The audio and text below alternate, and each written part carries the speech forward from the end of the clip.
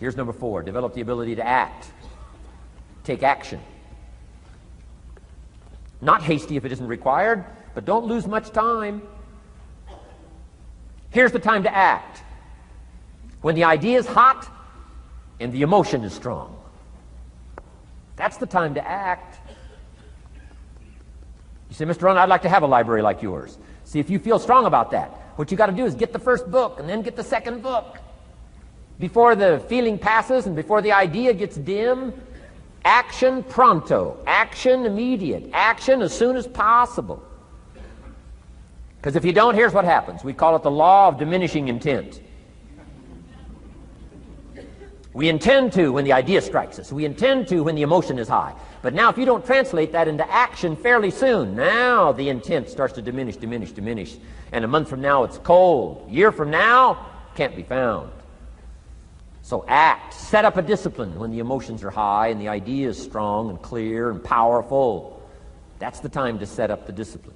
Somebody talks about good health and you're stirred. Says, right, I need to get a book on nutrition.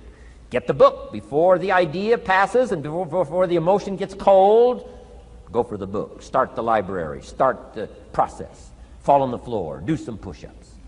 Action. Got to take action. Otherwise, the wisdom is wasted. Otherwise, the emotion soon passes. Unless you put it into a disciplined activity. Capture it. Disciplines is called how to capture the emotion and how to capture the wisdom and translate it into equity. Disciplines. Now, here's what's important about disciplines. All disciplines affect each other. In fact, here's a good philosophical phrase. Everything affects everything else. Nothing stands alone. Don't be naive in saying, well, this doesn't matter. I'm telling you, everything matters. There are some things that matter more than others, but there isn't anything that doesn't matter. Okay.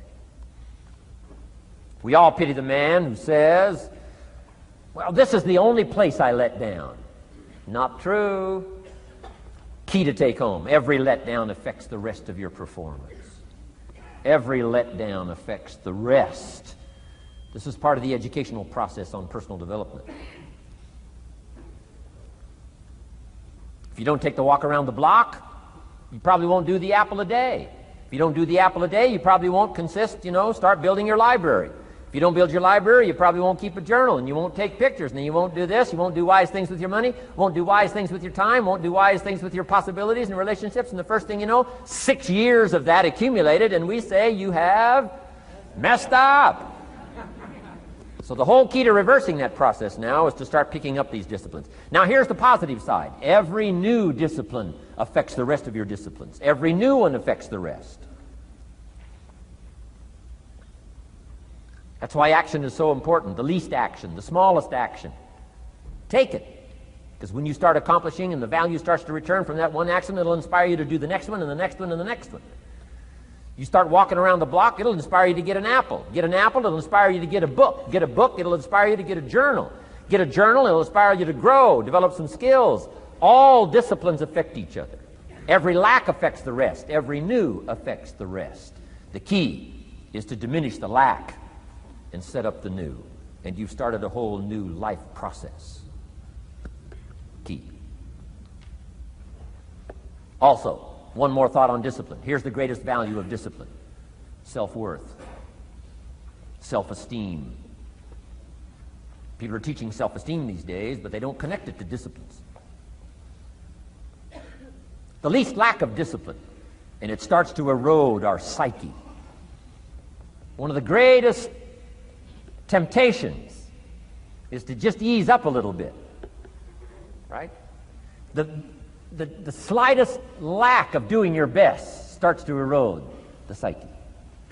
Instead of doing your best, doing just a little less than your best. Sure enough. You say, well, it's just going to affect my sales. No, it's going to affect your consciousness.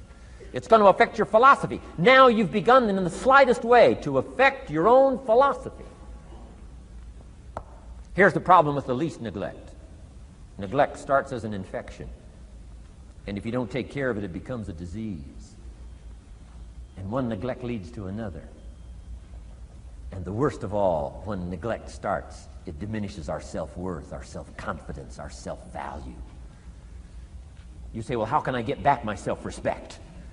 I'm telling you, you don't have to go to 29 classes. All you have to do is start the smallest discipline that now corresponds to your own philosophy, like I should, and I could, and I will. No longer will I let neglect stack up on me so that I will have the sorry scenario 6 years from now, giving some excuse instead of celebrating my progress. That's the key to discipline. Okay? Let's get kids involved in the least of disciplines.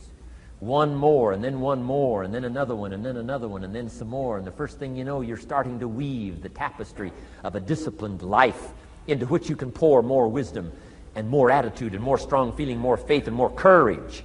Now you've got something, a vessel in which to put it. And now the equities start to flow.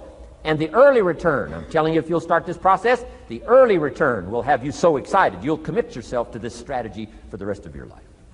You'll never go back to the old ways. Join a new crowd. Join a new group.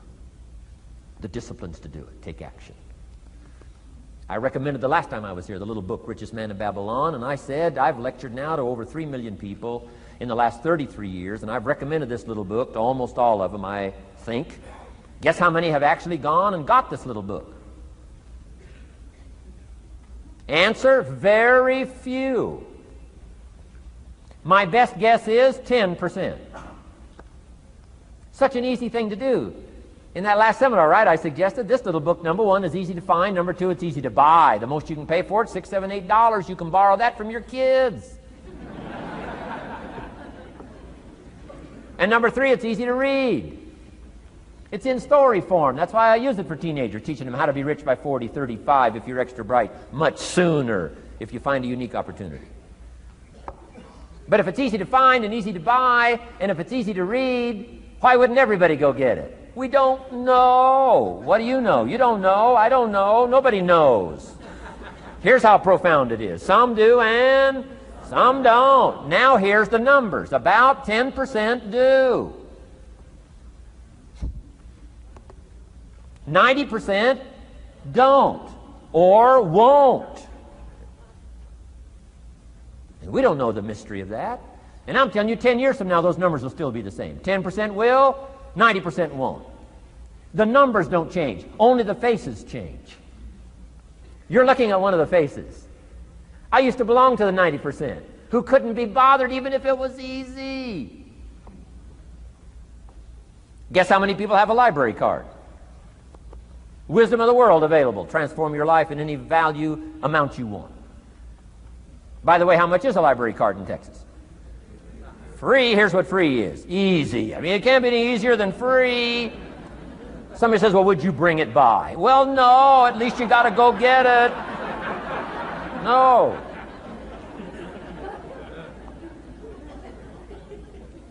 Wisdom of the world available. Transform your life spiritually, socially, personally, economically, and every other way. Teach you how to be rich and powerful and sophisticated and healthy, influential. How many people have a library card? Answer, 3%. 95, 97% couldn't be bothered. Guy specializes in happy hour, but he doesn't have a card. And now readily and quickly blames the government and blames his company and blames policy and blames the pay scale.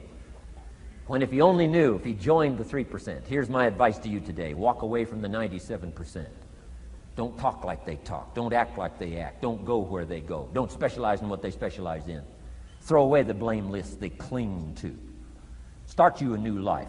You say, well, is it as simple as getting a library card and join the 3%? And the answer is, of course. Of course. That's how easy this stuff is. This is so easy. It's so simple. It's not complex.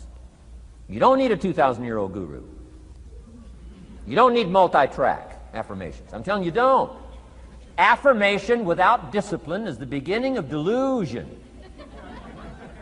Key.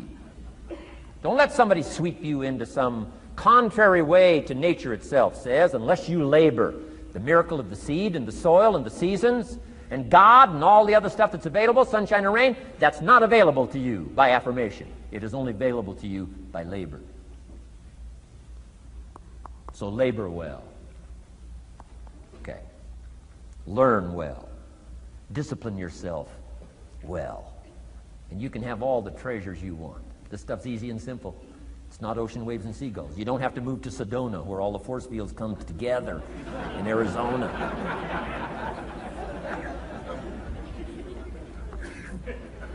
Let's teach our kids the simple ways to transform their health, number 1. Their economics, number 2.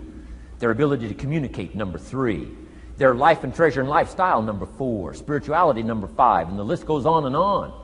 Let's not leave out any of the least of disciplines that encourage us to do the next one, to do the next one, to do the next one. First thing you know, this whole scenario for you is spinning up instead of out of control on the negative side. This is all you got to do. It's as simple as this. It's as simple as a start, committing yourself to life change. And once you start down this road, I promise you, you'll join the 10% and the 3%. We're going to talk financial independence in just a little while. Guess how many people can retire from the income of their own personal resources when it comes time to retire? Answer, 5%. In the most independent country in the world, 95% are dependent, 5% are independent. Take charge of your own retirement. I'm telling you, if you take charge of your own retirement through personal development and all these skills we've taught today, plus what's coming up, financial independence, I'm telling you, take charge of your own retirement, you can multiply it at least by 5, maybe by 10, maybe by 20, maybe by 100. Let the government take care of it, some company take care of it, you got to divide by 5. Take charge of your own life, take charge of your own day, take charge of your own conversation, take charge of your own family, take charge of your own possibilities. And learn these skills, develop this kind of strategy, and I'm telling you, life will open up for you. Join the 3%. Join the 10%. Join the 5%. Walk away from the 95%. In our Leadership Weekend we teach, find out what poor people read and don't read it.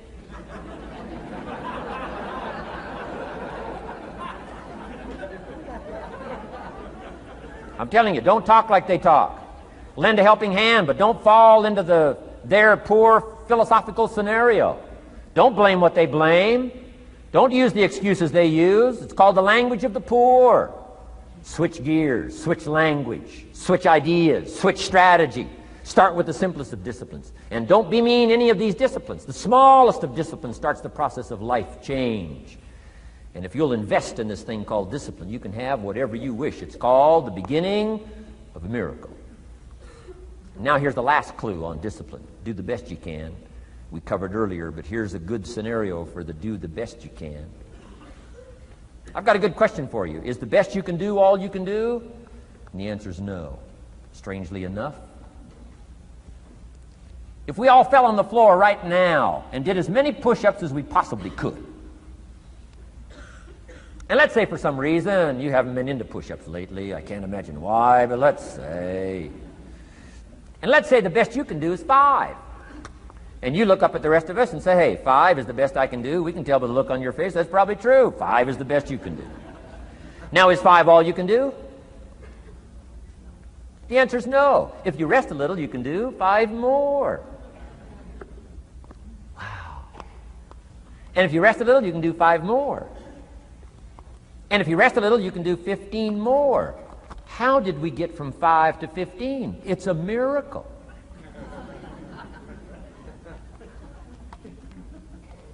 And if you rest a little, you can do 15. Rest a little, you can do 15. Rest a little, you can do 20. How did you get from 5 to 20? It's a miracle. Did you know you can keep doing that? Do a little more, rest a little, do a little more, rest a little, and finally get up to 50 push-ups? Is it possible to get up to 50 push-ups? Of course. How do you go from 5 to 50? It's a miracle. How do you get a miracle going? Number 1, do what you can. Don't leave out what you can, from writing a letter to your mother in Florida. Start cleaning it all up. 2, doing the push-ups.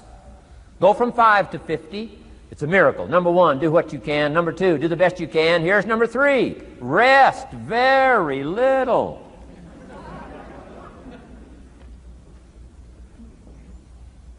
Don't rest too long. Why? The weeds take the garden. Kids have got that figured out. You can't rest too long. Here's the clue. Make rest a necessity, not an objective. The objective of life is not to rest. The objective of life is to act. Think of more disciplines. Think of more ways and means in which to use your own wisdom and your own philosophy, and use your own attitude, your own faith, your own courage, your own commitment, your own desires, your own excitement. Invest it in discipline so that it's not wasted.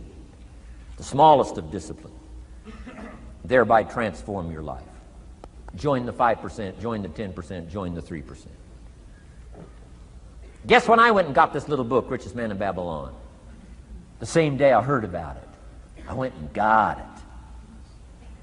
Somebody says, well, Mr. Rohn, does that make you different than most other people? And the answer is yes. Somebody says, well, why is that? We don't know. We don't know. What do you know? You don't know. I don't know. None of us knows.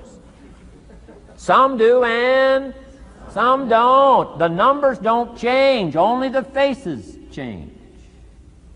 From those who get in on a seminar like this, listen to a dynamic sermon, read a book, listen to some cassettes, take seriously the next conversation of a friend who wants to level with you, and do something about it. And you can walk away from the 97% and not live there anymore.